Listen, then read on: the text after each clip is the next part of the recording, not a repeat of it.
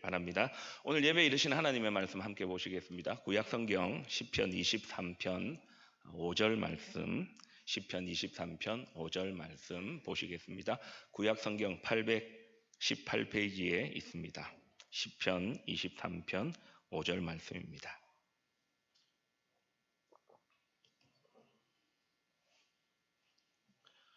시편 23편 5절 말씀인데, 저도 교역자로 사역을 하고 또 그 전에 신앙생활을 쭉 해오면서도 우리가 함께 말씀을 낭독하고 사도신경 신앙 고백할 때 틀리지 않고 잘 읽어야 되겠다 그런 생각들이 또 있었던 것 같아요.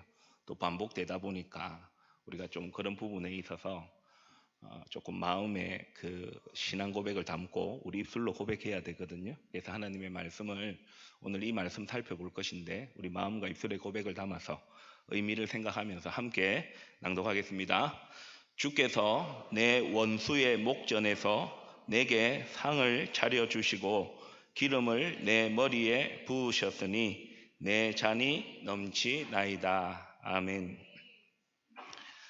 계시 펼쳐 보여주시는 말씀으로 우리를 찾아오시는 하나님, 이제 그 소중한 말씀을 듣겠습니다. 마음문을 들을 길을 활짝 열어주시고 깨닫는 지혜를 주셔서 우리를 비추는 발의 등이 되게 하시고 우리가 가야 할 길에 빛이 되는 귀한 말씀 되게 하여 주시옵소서. 예수님의 이름으로 기도드립니다. 아멘. 오늘 시편 23편 강해 네 번째 시간이고, 함께 나눌 말씀은 5절 말씀입니다. 오늘 시편 23편 5절 말씀의 주제이자 설교 제목은 승리입니다. 이 승리라는 단어 여러분 아실 겁니다. 경쟁이나 싸움에서 이기는 것, 그것을 승리라고 합니다. 그런데 오늘 본문에 승리라는 단어는 나오지 않습니다. 그런데 내용을 잘 들여다보면 이 승리라는 단어의 의미가 보입니다. 다윗은 이 승리를 이렇게 표현하고 있습니다. 5절 말씀 화면 통해 한번 보시기 바랍니다. 주께서 내 원수의 목전에서, 원수가 내 앞에 있는 상황에서 내 잔이 넘치나이다. 여기서 잔이 넘친다는 것은 그냥 이 안에 물이 들어있는데요, 어느 정도 채워져 있다 그런 것이 아니라 흘러 넘친다. 성경 하나님의 말씀이 때로는 이해하기 어려운 부분도 있습니다만, 그러나 가만히 생각해 보면 그렇게 어렵지 않는 부분도 있습니다. 원수의 목전에서 나를 힘들게 하고 나를 괴롭게 하는 그 일, 혹은 그 사건, 혹은 그 문제, 혹은 그 대상 앞에서 내 잔이 넘친다. 근데 이 잔은 내가 채우는 것이 아니라 주께서, 목자 대신 주께서, 하나님께서 채우시니 승리한다, 이런 의미를 담고 있는 것이죠. 그런데 오늘 말씀을 딱 보니까 원수가 앞에 있습니다. 원수가 없어진 것이 아니고 원수의 목전에서, 원수가 보는 앞에서 잔이 넘쳐요. 다윗은 이것을 승리라고 신앙 고백합니다. 어떤 경쟁, 어떤 시합, 어떤 문제 앞에서 우리가 승리해야 되겠죠. 근데 그 승리는 내가 이겼다 생각하지만, 다윗은 원수의 목전, 원수 앞에서 승리했는데 그 승리는 하나님의 은혜로 되어졌다 하면서 주께서 원수의 목전에서 내 잔을 넘치게 해주셨다 고백합니다. 그러면 다윗이 신앙 고백하는 승리, 구체적으로 어떤 것일까요? 두 가지로 살펴보겠습니다. 첫 번째로, 다윗은 하나님께서 상을 차려 주심으로 승리하게 하셨다, 그렇게 신앙 고백합니다. 지난주 우리는 4절 말씀을 통해 사망의 골짜기, 위기에 관한 말씀을 살펴보았습니다. 이 5절 말씀은 그 위기를 목자 되신 하나님과 통과하고 난 다음에 있었던 이야기입니다. 다윗은 위기를 지난 후 이렇게 신앙 고백합니다. 화면 한 번 더 보시기를 바랍니다. 주께서 내 원수의 목전에서, 원수라는 단어가 보입니다. 원수가 있었다. 다윗은 지금 이 시편 23편을 노래하면서 자신의 과거 인생을 돌아보고 있습니다. 목동에서 시작해서 왕이 되기까지, 그리고 이 시편 23편을 노래할 때까지 골리앗을 만나서 싸우기도 했고, 또 사울에게 10년간 쫓겨서 도망자의 삶을 살았고, 왕이 되어서도 아들 압살롬으로부터 반역을 경험하는, 그러니까 다윗은 숱한 원수들을 생의 여정을 걸어가면서 만났다는 것이죠. 그런데 다윗은 오늘 시편 23편 5절 말씀을 통해서 이 수많은 원수들이 있었지만, 그 일이 있었고 그 문제가 있었고 어떤 대상들, 나를 힘들게 하는 대상들, 원수들이 많았지만 그 원수들보다 크신 분이 계셨다. 그분이 하나님이시다. 그 하나님의 은혜가 원수들이 있는 그 앞에서 하나님께서 승리하게 하셨다라고 이야기를 하면서 오늘 5절 말씀을 우리에게 들려주고 있는 것이죠. 이렇게 신앙 고백합니다. 보십시오. 주께서 내 원수의 목전에서 내게 차려주시다. 동사를 보면 여기서 우리가 잘해서 받는 상이 아니고 밥상, 상을 차려주셨다. 그런 의미가 되는 거죠. 성경을 쉽게 풀어선 메시지 성경이 있습니다. 그 메시지 성경이 이 내용을 조금 더 잘 번역한 것 같아요.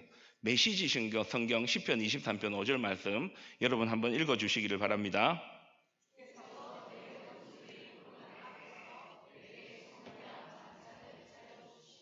그러니까 저기 상을 차려주시고라는 상은 평소 먹는 밥상이 아니라 잔치상, 굉장히 좋은 일이 있어가지고 그 좋은 일 가운데서 차려지는 잔치상, 성대한 만찬. 다른 말로 이야기하면 다윗이 숱한 원수들을 만났어요. 그 일, 그 문제, 그 어떤 대상, 자신을 괴롭히는. 그런데 자신이 살아왔던 삶을 가만히 돌아보니까 그때 하나님께서 만찬을 차려주셔서 내가 그 원수들과 싸워 이긴 게 아니라 하나님께서 싸워 이기게 하셨다. 하나님의 은혜로 그 원수들을 이길 수 있었다라는 표현을, 주께서 내 원수의 목전에서 상을 차려주시고 만찬을 차려주시고 하나님의 은혜로 내가 승리했다. 그것을 신앙 고백하고 있는 것이죠. 그런데 다윗만 그런 것이 아니었습니다. 430년 동안 애굽의 노예로 있었던 이스라엘 백성들 출애굽했습니다. 애굽에 있을 때는 이스라엘 백성들에게 원수가 바로 왕을 비롯한 애굽 사람들이었습니다. 자신들을 노예 삼아 부렸으니까요. 그런데 하나님께서 모세를 통해 홍해를 건너게 하시고 출애굽했습니다.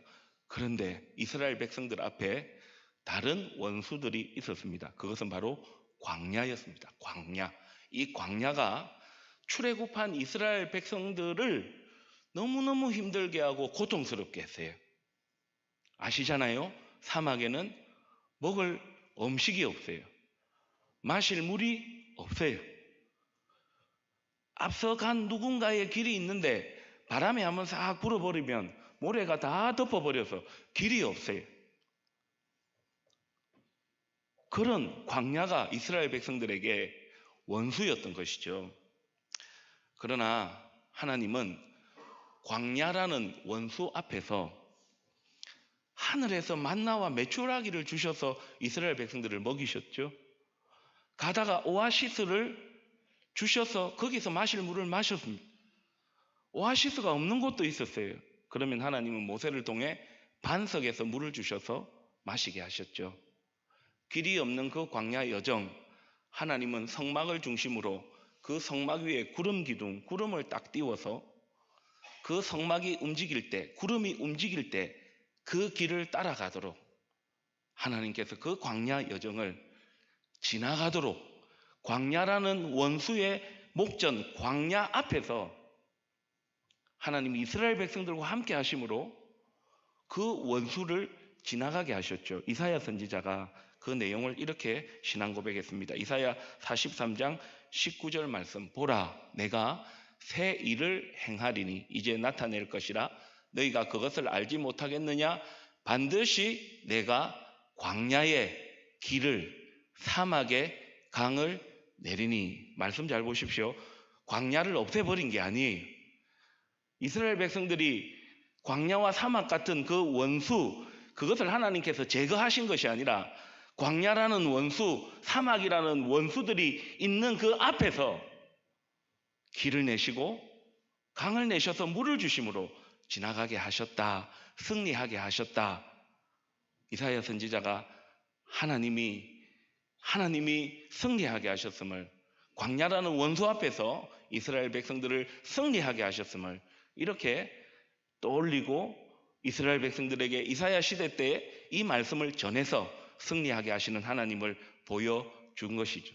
그래서 저는 이사야 43장 19절 말씀에서 승리라는 단어, 주께서 내 원수의 목전에서 상을, 그냥 박상이 아니라 잔치상을, 만찬을 베풀어 주셨다. 승리하게 하셨다. 그것을 보는 것이죠. 여러분, 지금 이 짧은 시간에 우리의 인생을 다 돌아볼 수가 있겠습니까? 그런데 가만히 한번 생각해 보면요, 저와 여러분을 힘들게 했던 원수들이 있었을 겁니다. 그런데 원수라고 해서 너무 나쁘게만 생각하지 마셔요. 진짜 나쁜 그 대상들도 있었겠지만 때로는 서툴러서 잘 몰라서 우리를 힘들게 했던 그 대상들이 있을 겁니다. 그 일도 있었죠. 그 사건도 있었죠. 그 문제도 있었죠. 그래서 때로는 사람 때문에 상처받고 경제적 어려움, 질병으로 낙심하면서 우리 앞에 놓여 있는 그 원수, 나를 괴롭게 하고 힘들게 하는 그 어떤 대상, 그 문제, 그 사건 때문에 어떻게 해야 하나 밤잠 이루지 못했던 그 시간들 있으셨을 것이고, 혹시 지금 그 상황 가운데 여러분들 놓여 있으신 분들도 있으실 겁니다. 그러나 여러분, 가만히 생각해 보면요, 그때마다 하나님께서는요, 그 필요를 아시고 필요를 채워주시고 때로는 사람을 보내주시고 길을 열어주셔서 오늘까지 인도해 오셨잖아요. 얼마 전에 우리 교우로부터 들은 이야기입니다. 이분이 10수년 전에 우울증이 왔어요. 그분이 기도의 자리를 잘 지키시는 분이거든요. 그런데 이게 우울증이 찾아오니까 기도해도 안 되더래요. 그래서 안 되겠다 싶어서 병원에 입원을 좀 했어요. 근데 병원에 입원을 해서 며칠을 보는데 내가 이렇게 있으면 안 되겠다는 마음을 하나님께서 주시더래요. 그래서 나왔어요. 이제 어떻게 해야 하나 싶은데 곁에 있는 지인 한 분이 어느 병원에 한번 가봐라. 그 말을 듣고 그 병원에를 갔대요. 근데 그 병원을 다니면서 우울증이 나았대요.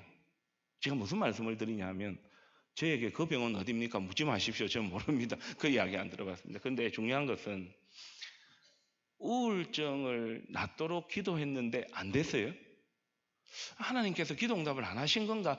그게 아니라 지나고서 생각해 보니까 병원에 입원했는데 내가 이 병원에 있으면 안 되겠다라는 마음, 그리고 딱 퇴원했을 때에 그 사람을 하나님께서 딱 붙여주셔서 그 병원에 가도록 해주셨다. 그게 하나님의 인도하심이었구나. 기도가 헛된 것이 아니었구나. 우울증이라는 원수 앞에서 하나님께서 내게 상을, 만찬을 차려주셔서 승리하게 하셨구나. 그 이야기를 하시더라고요. 제가 설교를 준비하면서 그것이 생각이 났습니다. 여러분 꼭 기억하실 수 있기를 바랍니다. 하나님은 우리를 힘들게 하는 그 일, 그 문제, 혹은 나쁘기도 하고 때로는 서툴기도 해서 우리를 힘들게 하는 어떤 그 사람, 그 원수보다 하나님은 크신 하나님이심을 믿음으로 받으시기를 축복합니다. 원수의 목전에서, 원수 앞에서 만찬을 딱 차려주시잖아요. 만찬을 딱 차려주시면서 봐라, 너를 힘들게 하는 그 일, 그 문제, 그 대상보다 내가 더 크다. 하나님께서 말씀하시면서 우리의 힘으로 어떻게 할 수 없는 그 문제, 그 일, 그 어떤 대상, 내가 더 크다. 하나님께서 상을 만찬을 딱 차려주셔서 하나님께서 승리하게 하신다. 여러분, 이 신앙 고백이 저와 여러분의 신앙 고백이 되시기를 축복합니다. 주께서 내게 상을 차려주시고 만찬을 차려주시고, 저는 이것을 이렇게 한 문장으로 한번 해석해 보았습니다. 하나님께서 이기게 하신다. 다윗이 지금 그것을 고백하는 거죠. 하나님의 은혜가 그 원수보다, 그 일, 그 사건, 그 문제, 그 대상보다 더 크다. 승리는 하나님의 손에 있다. 주께서 내 원수의 목전에서 내게 상을, 만찬을 차려주시고, 이 신앙 고백 붙잡고 믿음으로 살아가는 저와 여러분이 되시기를 축복합니다. 다윗이 전하는 승리, 하나님의 은혜, 두 번째 은혜는 이것입니다. 하나님 기름 부어 주시다. 기름 부어 주시다. 다윗은 원수, 나를 괴롭히는 어떤 대상, 어떤 문제를 만났음을 회고하면서 내게 상을, 만찬을 차려주셨다라는 신앙 고백으로 그치지 않고 두 번째 신앙 고백으로 나아갑니다. 다시 5절 말씀을 보십시오. 두 번째 신앙 고백은 이것입니다. 기름을 내 머리에 부으셨으니, 기름을 내 머리에 부으셨으니. 시편 23편 말씀을 계속해서 살펴보고 있는데, 목자와 양의 관계를 비유하면서 다윗이 자신의 과거를 회고하고 현재를 해석하고 다음을 향해 나간다 말씀드렸습니다. 그러면 다윗은 목동의 때를 기억했던 것이죠. 그러면 목자가 양의 머리에 기름을 바른다? 이게 어떤 의미일까? 한번 생각해 보십시다. 첫 번째로요, 이 양은 시력이 어둡다고 말씀을 드렸죠. 그래서 길을 가다 보면요, 이 풀을 뜯고 길을 가다가 이 바위에 이 머리를 부딪히거나 가시 덤불에 이 머리가 상처를 입는 경우가 있대요. 그러면 그 상처를 치료해 주기 위해서 목자가 양의 머리에 기름을 발라준대요. 기름, 오늘날로 이야기하면 연고 이런 것이 되겠죠. 그걸 발라주어서 상처를 치료해 준다. 머리에 기름을 바른다는 첫 번째 의미고, 두 번째는요, 이 여름철이 되면 이 파리나 벌레가 있는데, 이 양의 털을 아시죠? 우리 개나 고양이 털과 다르고 막 이게 엉켜 있잖아요. 거기에 파리나 벌레가 알을 낳는데요. 그런데 그 알이 이렇게 크기 시작하면 이게 통증을 준대요. 그리고 그 알을 계속해서 방치하면 양이 죽을 수도 있대요. 그러니까 목자가 양에게 푸른 초장 실만한 물과 먹이고 마시게 하고 그 길을 인도할 뿐만 아니라 양을 두루 살피면서 머리에 저 벌레나 파리가 알을 낳지 않나 보고 딱 낳았으면 거기에 기름을 발라서 지키고 보호해 준대요. 세 번째로, 이 목자가 양의 머리에 기름을 바른다는 것은요, 그 쉼을 주고 안정을 준다는 의미가 있대요. 저는 안 발라봤는데 집사람하고 이야기하다 보니까, 여러분 아로마 오일 뭐 그런 거 있죠. 그런 걸 딱 바르면 이 사람이 좀 안정이 되고 이게 좀 쉼을 얻게 된다. 목자가 양을 돌보다가 딱 보면서 지쳐 있고 고개를 푹 숙이고 있고 이러고 있으면 이 머리에 기름을 싹 발라가지고 안정을 되찾게 하고 또 쉼을 주어서 이렇게 다시 나갈 수 있도록 해준대요. 다윗이 목동이었잖아요. 그걸 다 기억하고요, 주께서 내 원수의 목전에서 기름을 바르셨다. 다윗이 자신의 삶을 회고해 보면서 앞서 살펴본 것처럼 얼마나 자신을 힘들게 하는 일도 많았고 그 대상도 많았고 그 문제들도 참 많았잖아요. 그런데 그때마다 상처 때문에 고통이 있고 두려움이 있을 때에 목자가 양의 머리에 기름을 발라준 것처럼 하나님께서 내 머리에 기름을 발라서 상처를 치료해 주시고 보호해 주시고 지친 나를 일으키셔서 걸어오게 하셨다. 그것을 이렇게 표현하고 있는 것이죠. 메시지 성경이 우리 기존의 성경을 조금 쉽게 풀어 설명했다 했는데 이 기름을 내 머리에 바르셨으니 이 내용을 와닿게 잘 번역한 것 같아요. 메시지 성경 시편 23편 5절 말씀 기름을 내 머리에 부으셨으니 하는 내용 저와 여러분 같이 한번 읽겠습니다. 주께서 내 원수들이 보는 앞에서 축 처진 내 고개를 세워주시니 와닿아요. 와닿아요. 내용이 보셔요. 양이 상처를 입었어요. 그러면 평소처럼 고개를 뻣뻣이 들고 있을까요? 축 고개를 떨어뜨릴까요? 떨어뜨리죠. 원치 않게 파리나 벌레가 알을 여기에다가 낳아가지고 그게 크면 고통스럽고 힘들거든요. 그러면 양이 어떻게 하겠어요? 고개를 축 처지게 하겠죠. 양의 인도함을 따라가다가 지치고 힘들 때가 있잖아요. 그러지 않을 때는 양이 고개를 딱 들고 있다가 지치고 힘들면 고개를 어떻게 하겠어요? 축 처져 있겠죠.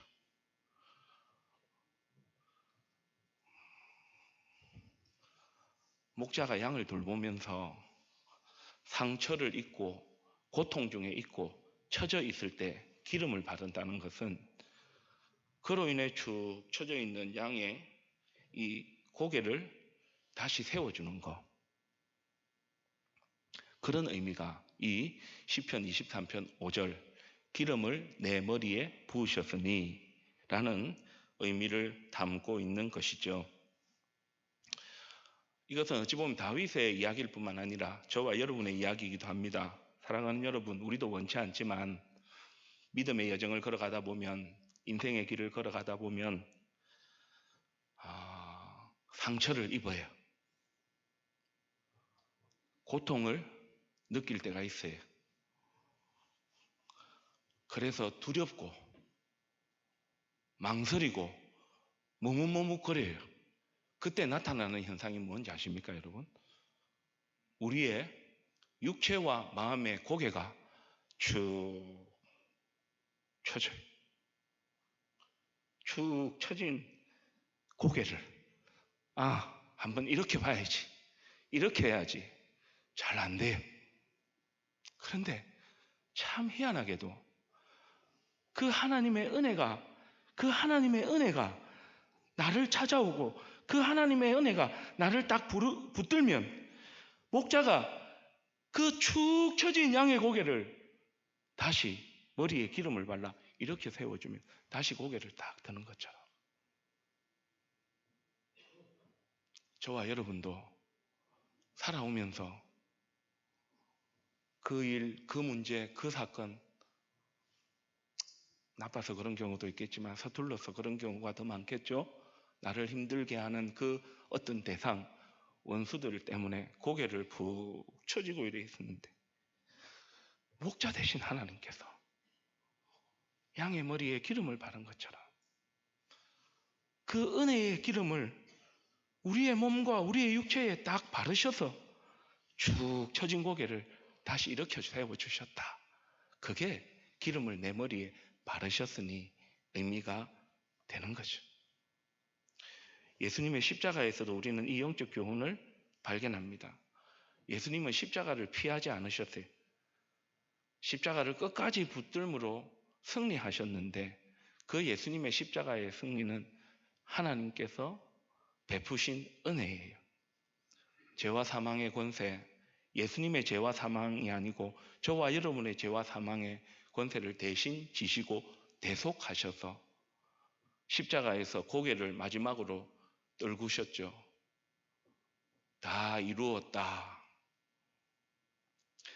그 떨군 고개, 그렇게 육체로 돌아가시고 3일 동안 무덤에 계셨던 그 예수님의 숙였던 그 고개를 하나님은 다시 일으켜 세우셔서 부활시키시고 부활하신 그 예수님을 통하여서 저와 여러분이 죄와 사망에서 승리하고 구원받아 하나님의 자녀가 된 것이죠. 그러므로 십자가는 우리의 축 처진 고개를, 우리의 영혼을, 우리의 육체를 다시 일으키시는 하나님의 승리인 것을 믿음으로 받으시기를 축복합니다. 지금 이 시간 성령 하나님께서 여러분을 힘들게 하는 그 문제, 그 일, 그 대상 때문에 여러분의 영혼과 몸의 고개가 쭉 처져 있다면 목자 되신 여호와 하나님께서 여러분의 머리에 기름을 발라 성령의 기름을 부어주셔서 축 처진 고개를 다시 일으키시고 승리하게 하시는 은혜를 믿음으로 받으시기를 축복합니다. 승리죠, 승리. 그 승리가 오늘의 우리를 있게 했고 앞으로 우리의 삶도 그렇게 승리하게 하시는 거죠. 그래서 바울은요, 그 십자가와 관련하여서 우리에게 이런 고백을 남겼어요. 로마서 8장 37절 말씀 같이 한번 읽겠습니다. 그러나 이 모든 일에 우리를 사랑하시는 이로 말미암아 우리가 넉넉히 이기느니라. 여러분, 승리라는 단어의 표현이 보이셔요? 우리가 넉넉히 이기느니. 우리 못 이겨요, 원수 앞에서. 근데 이기는데 근거니 이기는 것이 아니라 넉넉히. 왜요?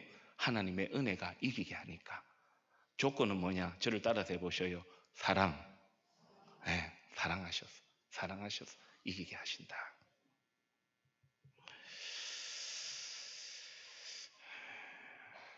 혹시 여러분 지금 고개가 축 처진 채 오늘도 예배당으로 오셨습니까? 실패, 병, 사람에게 받는 상처, 내일에 대한 염려와 두려움, 마음이 무너졌습니까? 여호와 하나님께서 이 시간 여러분의 몸과 마음에 축 처진 머리에 기름 부어주셔서 다시 그 축 처진 고개를 일으켜 주시기를 축복합니다. 다윗은 하나님의 은혜로 승리를 하고 마지막으로 이렇게 신앙 고백했죠. 시편 23편 5절 전체 말씀 같이 읽겠습니다. 주께서 내 원수의 목전에서 내게 상을 차려 주시고 기름을 내 머리에 부으셨으니 내 잔이 넘치나이다. 승리했습니다. 그런데 내가 이긴 것이 아닙니다. 내가 이긴 것이 아닙니다. 하나님의 은혜가 이기게 하셨습니다. 그래서 저는 이 승리를 한번 이렇게 다른 표현으로 한번 정리해 봤거든요. 한번 보시기를 바랍니다. 제가 승리하면 그 다음 문장을 여러분 한번 읽어 주십시오. 승리. 그죠? 하나님께서. 이제 말씀을 마치겠습니다. 여러분, 오늘 다윗이 신앙 고백한 시편 23편 5절 말씀이 우리에게 가르쳐주는 승리는 내가 이긴 것이 아니라 그 원수들 앞에서 나를 힘들게 하고 괴롭게 하는 그 일, 그 문제, 그 사건, 그 어떤 대상에 대해서 내가 이긴 것이 아니라 하나님의 은혜가 나를 이기게 하셨다. 그 신앙 고백을 담고 있습니다. 원수의 목전 앞에서, 원수가 딱 보는 앞에서 상 만천을 딱 차려주심으로 봐라, 내가 그 원수들보다 크다. 기름을 내 머리에 딱 발라주심으로 축 처진 우리의 고개를 다시 일으켜 주셔서 나아가게 하시는 목자 되신 여호와 하나님의 은혜, 그것이 승리인 것이죠. 내 잔이 넘치나이다. 하나님께서 하셨습니다. 이 신앙 고백 붙잡고 믿음으로 승리하며 사시기를 축복합니다. 오늘 설교는 시편 23편 5절 말씀을 다시 한 번 더 화면을 보시고 낭독하는 것으로 마치겠습니다. 녹색으로 된 부분, 우리 신앙 고백을 담아 함께 고백하겠습니다. 주께서 내 원수의 목전에서 내게 상을 차려주시고 기름을 내 머리에 부으셨으니 내 잔이 넘치나이다. 아멘.